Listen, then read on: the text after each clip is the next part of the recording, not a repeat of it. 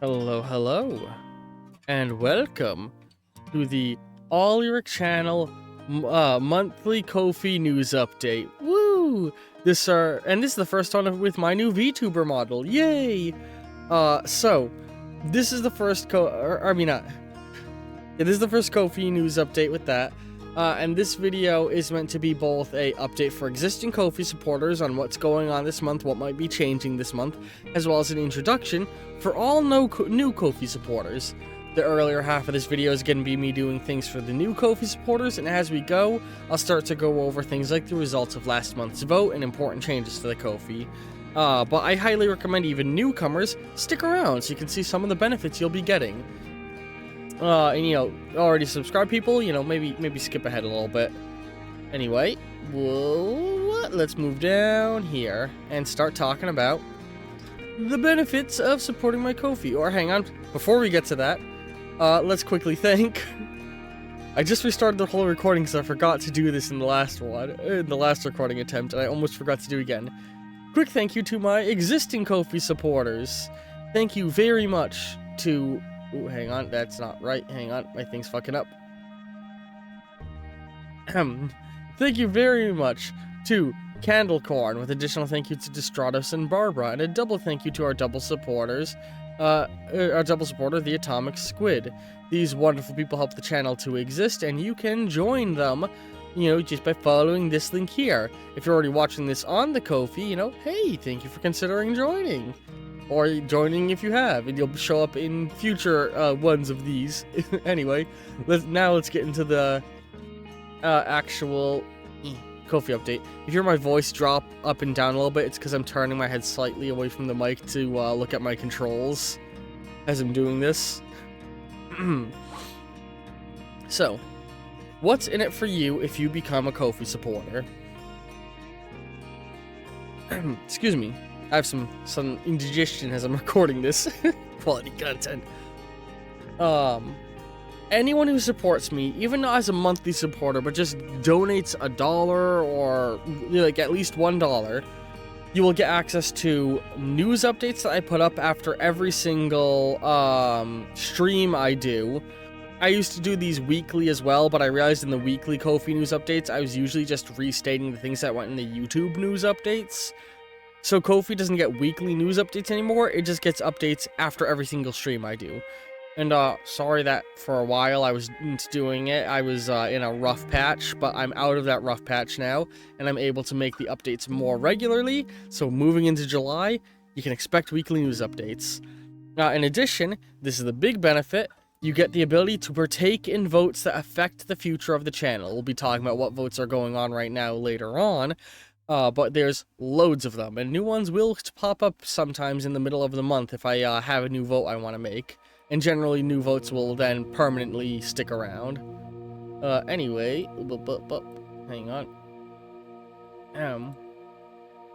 Slide on down here. Hang on. Fucking, man. My OBS, there we go, is being annoying. Alright, fix that.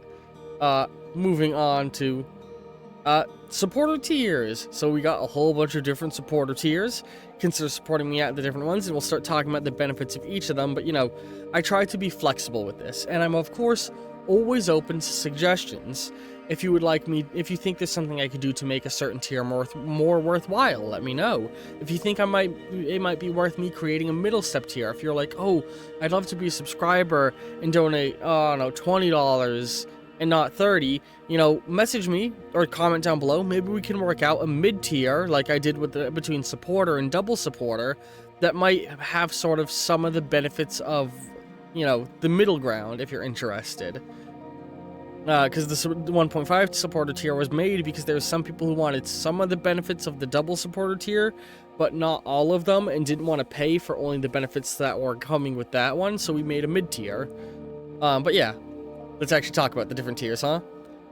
So, if you support me at $1 a month, you become a base level supporter. You get all of the previous stated benefits, being able to see news updates and partake in votes, but you also get credited, in the supporter credits. These are in every single weekly news update. I tried to do them at the start and end of every single stream, and of course I do them here. So, you can join the likes of these wonderful people and have me read your username and Yeah. You also get the ability to affect one of the votes. One of the votes I have is the what game should I play next vote. Thanks to all of you, I'm currently playing Hitman World of Assassination, but there's a bunch of options on there of what I should play when I'm done with Hitman. And I may even make some votes on occasion where I might ask you guys, hey, should I end this Let's Play early if it's a game that is very big and drags on? But that'll vary. Yeah, so, you know, you'll get access to be able to request what games you would want to see me play.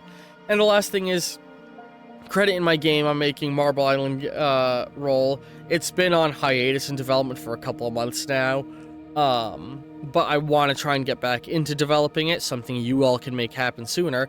But generally, this is a stand-in for getting credited on anything I try and publish officially. If I try and make a official release of Heart of Action, for example, I want to credit my supporters on it. So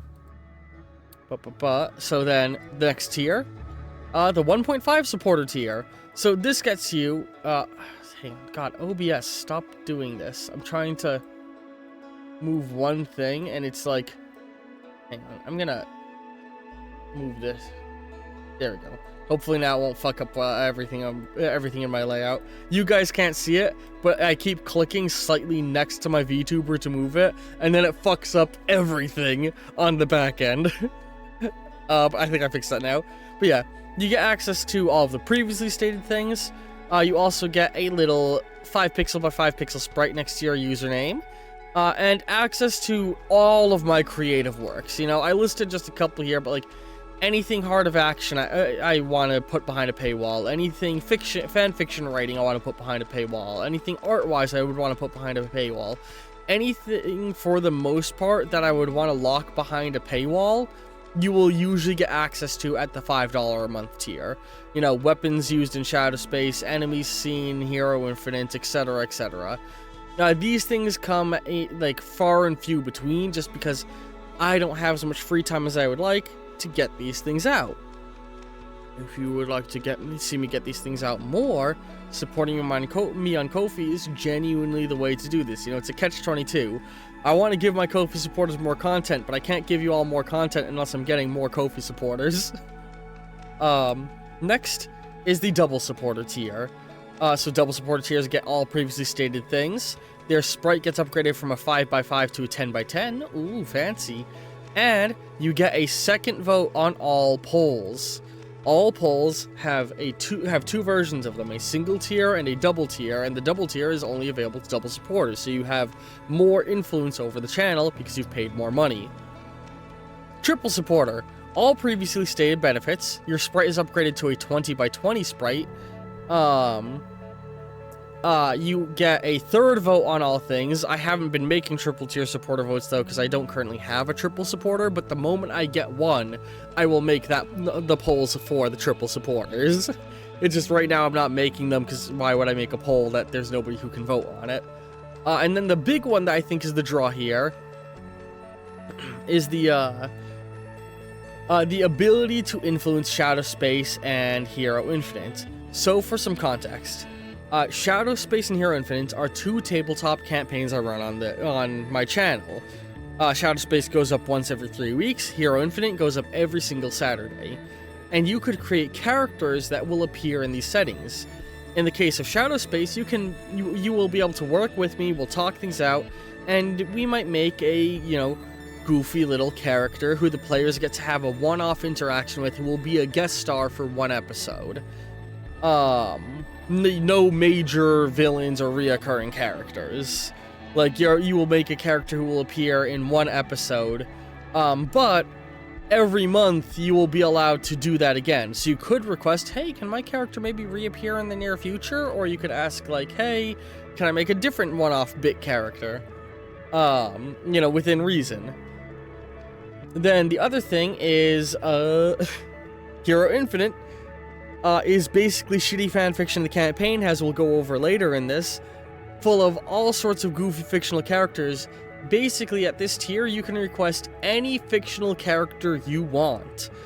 Superman, Batman, Captain Nemo, the Wiggles, I count them as fictional even though it's a real-life band because they have a fictionalized lore around them. So real-life people who have a fictionalized lore, like Danny Sexbang or Ziggy Stardust, you can request the fictionalized versions of the characters. And this may extend in some interesting ways, like I might allow somebody to say, hey, can I have Nixon from Futurama? I will allow you to request Nixon from Futurama, even though he's based on a real historic figure, he's a caricaturized version. So yeah, you could request characters and they will get added to the poll that determines what characters I add to the setting, which we'll go over later. And then there's the joke tiers. These are 2 tiers, hang on, okay, yeah. These are 2 tiers that I don't ever expect anybody to put, but I put them mainly as a hee-hee ha-ha reference to one of my favorite YouTubers, Overanalyzing Avatar. Check out his channel, it's fucking great. But, you know, these are here if you want to burn your money, and I do put actual tangible benefits. You know, you can read them here if you want, or I guess I'll go over them. Gold tier gets, for $100 a month, get their sprite upgraded to be 40 by 40. They get a 4th vote on everything. I will begin creating gold supporter exclusive polls if we have, but those will only exist if we have multiple gold supporters. I don't have it listed on here, but that poll will be to determine another playthrough. Gold supporters will get a whole entire additional Let's Play dedicated to them that only gold supporters can vote on. So, you know, the first person to do it will just get to name a game and I'll play it. And they will be offered the chance to join me in games, like Gary's Mod or Lethal Company and the like. With the caveat being, I am free to revoke this right and kick you if you start doing something fucked up, like saying racial slurs or something in the middle of stream. In fact, probably these videos won't be streamed, but will only be done for the YouTube end. Then or only recorded, I mean, that way I can fix it if you guys are doing that messed up thing. Then there's the don't tier. Don't, but if you do this, you're basically single-handedly paying my rent. You'll get all previous benefits. Your sprite will be 80 pixels by 80 pixels. You'll get a 5th vote on all polls, access to the gold polls with a 2nd vote on them, and you will just get to name a game, and I will play it so long as you remain in this tier of support. Because you know what? If you're giving me this much money, you deserve for me to do whatever you want, and I don't care what it is.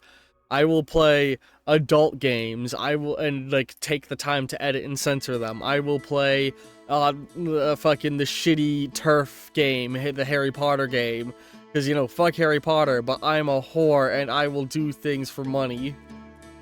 So yeah. So where is this going? What is the point of this? What happens when you donate money to me? All the money donated goes to me in the channel. Basically, I have a lot of living expenses that I am struggling to keep up with. And if I could, in a perfect world, I would not be working a day job. I would be doing this full-time, making as much quality content as I could for all of you and releasing it as fast as I can.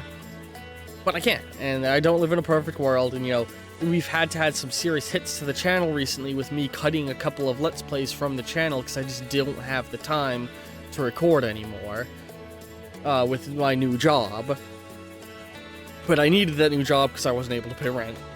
So, like, I had a $1,000 tier goal a while ago, but currently there's really not one. But, you know, if we hit $1,000, what I could start doing is taking time off work. I could restrict the amount of time I work to have my day job, and I could tell them, like, hey, I can't work this day, this day, this day, and dedicate those to be streaming days. If we hit the $2,000 mark, I can quit my job outright. I can just stop working my day job and do this full-time. If this happens, I will, 1, start another playthrough picked by Ko-fi supporters as a thank you to all of you. I now have a VTuber model, which was one of the goals here, but I found a way to do a really simple one. I will create a more advanced VTuber model, one with actual facial tracking and hand tracking that I can do silly, fun things for with all of you, because like this is just a simulacrum of what I would really want. You know, this is my true Eldritch form before all of you, but it's only a sliver of my power, and with your donations towards the Holy Church of Olirik, I can show you my true horrific Eldritch form in all of its Picasso-esque glory. I want to make this shit 3D. And I'd also start investing money into getting a VR headset, because I have a VR-ready PC right here, but, you know, I want to do VR Let's Plays of VR games for all of you, and if you support me enough, I can. And additionally, if we get to I would love to get a face cam to do You Laugh, You Lose content. I'd love to do more art videos. And I'd like to do, like, physical art videos, but all these are things that require time and money that I don't have. But if we get the $2,000 a month goal, I will have the time and money to invest into doing all this content. And the biggest one, I think, the ability to bring back Two Brothers. The Two Brothers series was a thing I did on the channel with my brother, but long story short, my life got more busy with my jobs, my brother became a dad.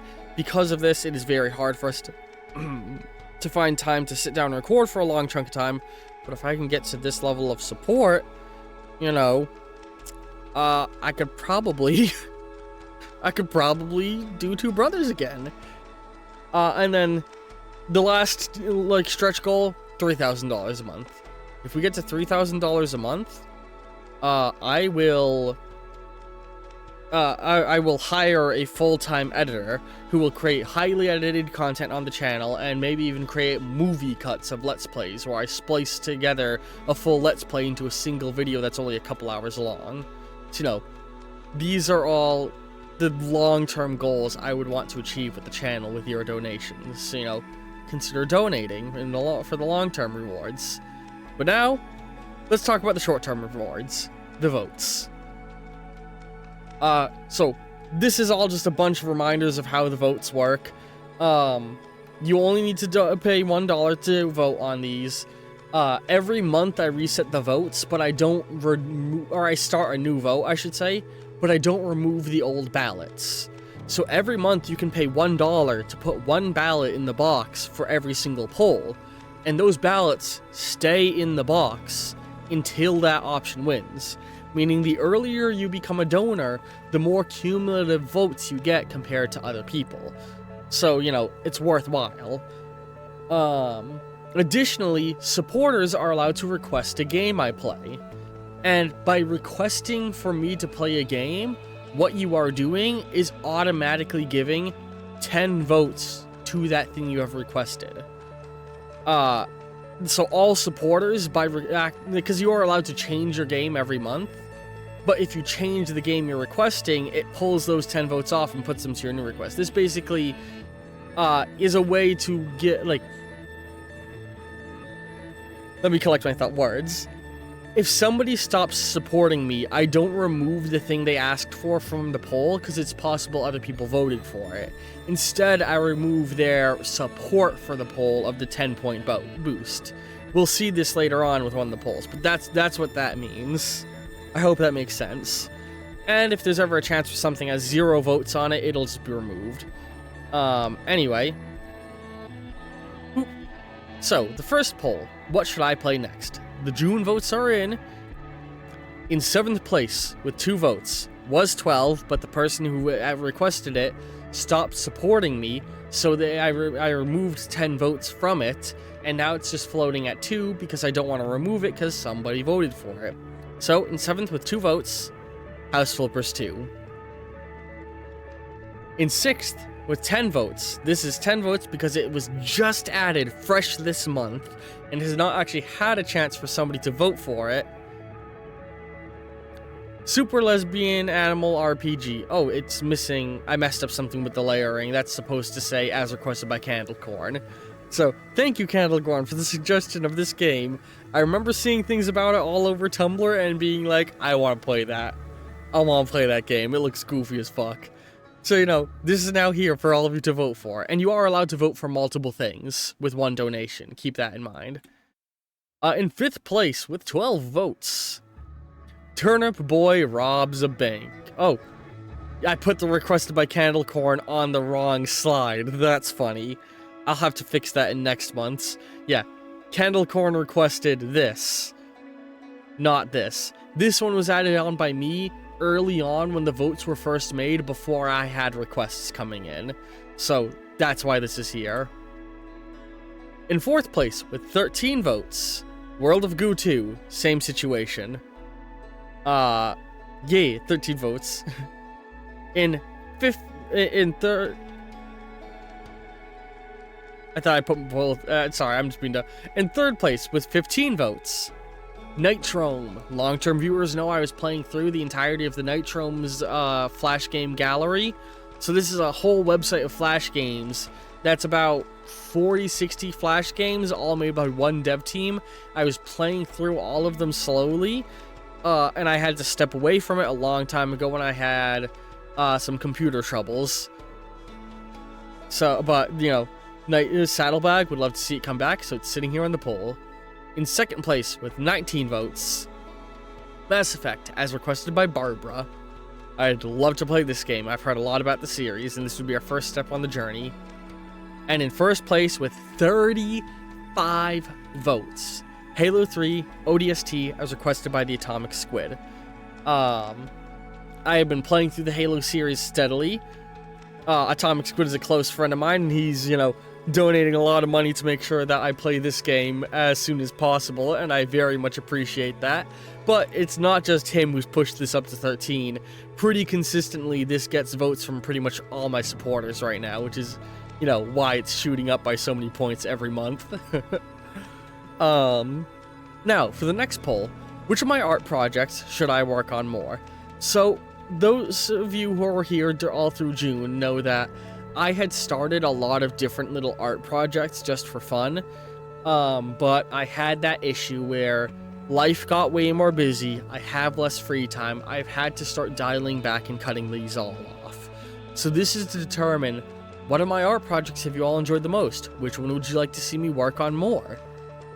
And, you know, this is out there to just gauge your guys' reactions to see which one I should have returned to out of all of them. So, these ones, nobody voted for. We got Death Stranding the board game and Fusimon. Death Stranding the board game is me experimenting, trying to create a board game adaptation of the video game Death Stranding. And, Fusimon, early fans remember this, was pixel artwork I did of doing Pokemon Fusion. And I figured I'd throw this on here, so if people loved me doing that back in the day, they could vote for it. In 2nd place, with 1 vote, we have the Unreal thing represents Marble Island Roll game dev. That was my video game I was making, so this is, you know, would you want to see me continue making my own game? That. And then Zelda Expanded was a project of me expanding the Zelda 1 map using Zelda 2's map as a point of reference, something I thought would be fun. In 2nd place, or in 1st place, with 2 votes, I mean, Zelda 2, or The Legend of Zelda Tears of the Kingdom 2, or as I've been calling more so, Tears of the Kingdom 100 years later. This is me working on a hypothetical sequel of Legend of Zelda Tears of the Kingdom. As the project has gone on, it has actually evolved into me trying to make a Tears of the Kingdom inspired tabletop role-playing, like D&D campaign. So, I'm glad to see that all of you enjoyed this. I don't know when this will be coming back. Might not be until after July, honestly, but, you know, this poll is still up, so you can all vote for it if you want to see the other things. It'll be a hot minute before I have the free time to continue one of these, but whichever one's winning will be the one I continue when I get the windows of free time again. Next, what should I adopt into Heart of Action? For those of you who don't know, Heart of Action is my own tabletop role-playing game, or system. You can find all the rules for free down below in my Discord, in the description. The basic rules fit easily onto one piece of paper printed front to back. But this is me trying to make more intricate rules custom crafted for a specific fictional world. Heart of Action is intended to be a universal role-playing system, meaning you can use it for fantasy campaigns, sci-fi campaigns. You know, I'm using it for Shadow Space, a sci-fi cyberpunk dystopian campaign, as well as Hero Infinite, a goofy, over-the-top, Saturday morning cartoon-esque superhero campaign. It's meant to be able to fit any setting. And this is me wanting to test that out by adapting different settings into it. So, 0 votes. Nobody's voted to want to see these adapted. The things here are all games that I feel like I could feasibly do. So we got Borderlands, which I would take the time to adapt a gun crafting system, or gun generation system. That'll be the funnest part. I would start by just adapting Borderlands 1 and then move on to the rest. And Sunless Sea. I know that there's already a Fallen London tabletop role-playing game coming out. I will use that as reference, but this is more so about adapting Sunless Sea, the seafaring game, and put a lot of focus on you being a person sailing the Z. So yeah. In third place, with 1 vote, I put a plural on 1, we have Half-Life and Doom.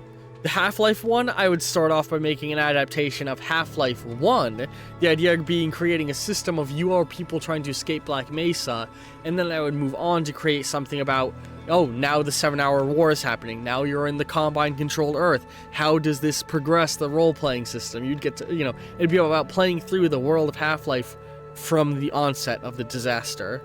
And Doom, this would be an adaptation of Doom 2016 into a role-playing game as if you are a person on Mars during the Hell outbreak. In second place with 2 votes. I didn't pluralize 2, but I did pluralize the 1. Good job, Brian.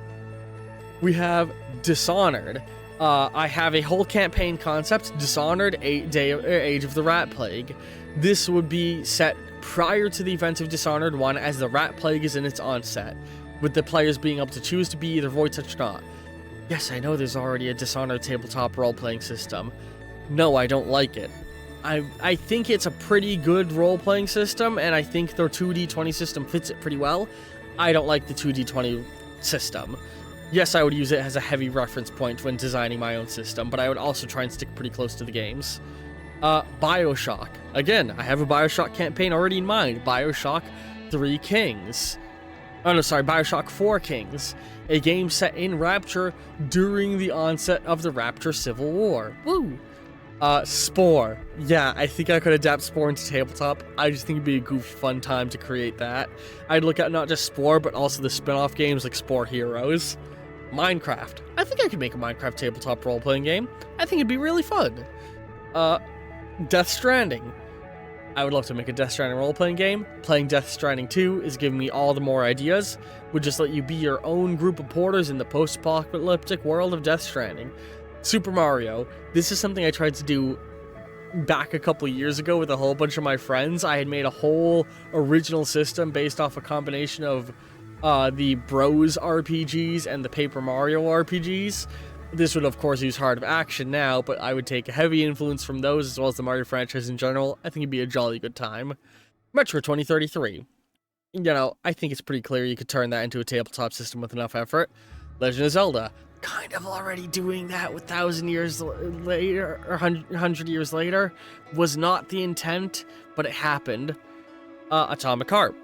I don't know what the campaign would be about. I just want to adapt it into tabletop. Fallout. I have too many Fallout campaign concepts to count. I've actually already begun the process of adapting Fallout into it in the past. I was even running a campaign on it. This would just be me further refining what I already have. Prey. I'd love to make a tabletop game set in Prey about the outbreak on the ship and you having to survive and escape. And now, in 1, with 4 votes, Halo. I'm working with my buddy Atomic Squid to do it. He's given me a bunch of back-end info on the mechanics of how Halo works to help me start working on it. It is being worked on as we speak. Maybe at some point I'll start making videos discussing it.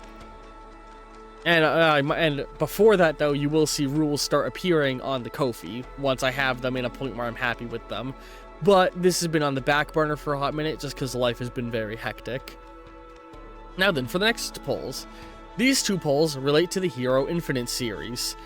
The first one, who should we add to the setting? So for context, every player is allowed to request 5 fictional characters they want to see added into the world of Hero Infinite. Additionally, triple tier supporters will also be allowed to request characters. All those get funneled into this vote. This vote is not the end-all be-all of who gets added to the setting. Rather, it tells me who you all want to see the most.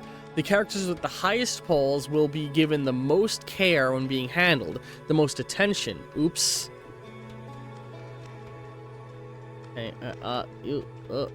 And be treated the most as, like, important characters.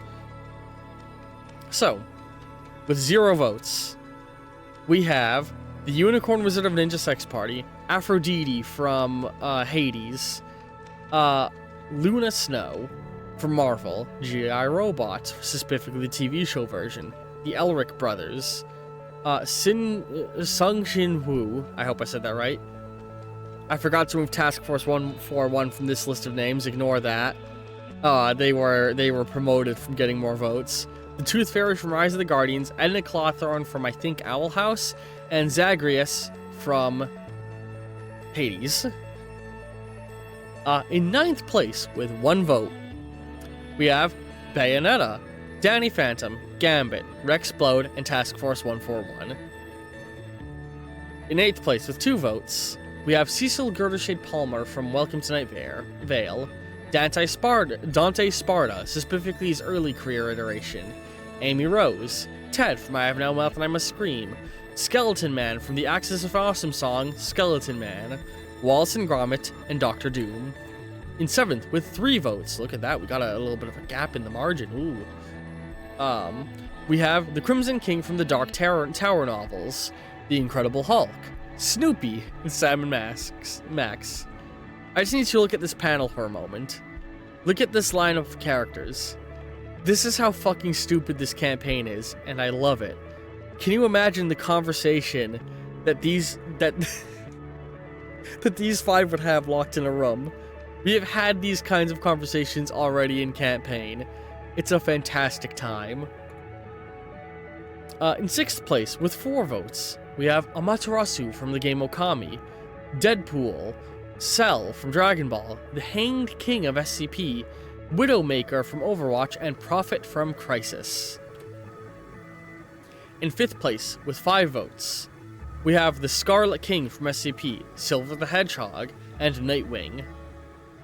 In 4th place, with 7 votes, we have the Allied Master Computer from I Have No Mouth and I Must Scream, and Freakazoid. Again, imagine the conversation between these two. Imagine it. In 3rd... Wow, we already are up to 3rd place. In 3rd place, with 8 votes, we have Agent 47, specifically World of Assassination version, Jean Constantine, and Ratma. Oh yeah, hang on, I'm covering Ratma's face there, aren't I? Look at that handsome man. Mwah, my fellow Eldritch Abomination. In 2nd place, with 9 votes, we have Tahu from Bionicles and The Punisher. And in the 1st place, with 14 votes, we have Doom Guy. So, these are all characters that could potentially appear in the setting. The next poll is, who is your favorite NPC so far in Halo Infinite? This is to gauge who all of you like. Of note, a few of these characters have actually been in recorded episodes that haven't hit YouTube yet. Fair warning, so kind of potential spoilers of upcoming characters because of that. This is, this poll is to gauge who you all enjoy. What NPCs should I make appear more? Who should I make more stories around? What are you all enjoying? So, first in 0 votes, some of these are because they're characters who got introduced in the last month. We have, Fate from Death and Taxes, The Oldest House from Control, Team Rocket from Pokemon, Space Ghost from Space Ghost Coast to Coast, Miles Morales from Spider-Verse, Raz Aquatano from Psychonauts, Master Chief from Halo, Reagan Ridley from Inside Job, Robin Hood, a completely original reinterpretation of the character of the myth, Professor Egad from Mario, Samus Aran from Metroid, the Titans from Attack on Titan, Beetlejuice from Beetlejuice, Olivia I was supposed to remove Olivia Octavius from this listing. That's my bad. We're too far into this for me to reset. There's a lot. Look, this is a lot for me to deal with. Okay, I just spent the last like 2 hours updating these slides. There's gonna be some mistakes. Slade from Teen Titans and DC Comics, Gwenpool from Gwenpool, and Ink from Batman Beyond. In second place with 1 vote, we have the Yellow King, Goombella, Commander Lyle Tiberius Rourke, that's from Disney's Atlantis, for those of you who don't recognize them, Bert and Ernie, and Karma, one of my friend's previous characters from a previous campaign we ran. It's a psychic cat who's kind of a bastard. In first place, that is not supposed to be for... I just realized I've numbered these. Oh no, wait. Oh no, this is correct. In first place with... God, yeah, I just got thrown off because I just realized the majority of the cast no one has voted for. In first place with 2 votes, we have Dr. Olivia Octavius from Spider-Verse, Venom, and J. Jonah Jameson. And that has been the monthly Ko-fi news update. Whew, that's been a lot. What'd y'all think? Do you all enjoy... Did y'all enjoy the little tour? Hang on, I'm just gonna go over here and sit on... But that's a comfortable sitting spot. It's nice and soft, like a cushion. Bouncy, bouncy, bounce. Did y'all enjoy? Do y'all like the new VTuber model? What improvements could I make to the channel? What could I do with the Ko-fi to make you want to support it? Please, tell me your thoughts, and consider supporting me. And as a quick side note, like, thank you so much to the people who already have. Whether it's just been a quick $1 donation or a monthly subscription. It really means a lot to me. I deal with a lot of stresses in my daily life. I'm high-functioning autistic, but I like to joke that I'm just barely high-functioning. That means that high-functioning autistic means that I'm fucked up enough to be autistic, but I'm not fucked up enough to get any kind of government support. And that's made life pretty rough. I often struggle to hold down a day job because of it. Long-term followers know that since I've started this channel, I've gone through... how many jobs? 1, 2, 3, 4, 5... more than you can count on one hand. In just 4 years. And it's not great. You know, I barely hop paycheck to paycheck. I'm behind on rent consistently. And all I want to do is be creative, you know? Honestly, this channel is just the tip of the iceberg of the things I want to do. And I'm trying to find ways to insert more creative efforts into the channel. That's why I do the tabletop campaigns, because they're writing exercises, really, and a good moment to hang out with my friends. They allow me to develop my tabletop system I'm making more. It's why I do pixel art after every single game I play through, because it's just a little moment of creativity. I would love to do miniature modeling on the channel, like craft miniature dioramas. I would love to develop my own games. I'd love to write a book. I want to make paintings. I used to do so much painting and sculpting in high school, and I just haven't, because it's expensive. I want to be more creative, and right now, this is primarily a gaming channel, because that's what I have the resources to do. But I want it to be so much more. And maybe one day with all of your guys' support, it can be. I appreciate all of you so much. And I'll see all of you next month. Or hopefully sooner.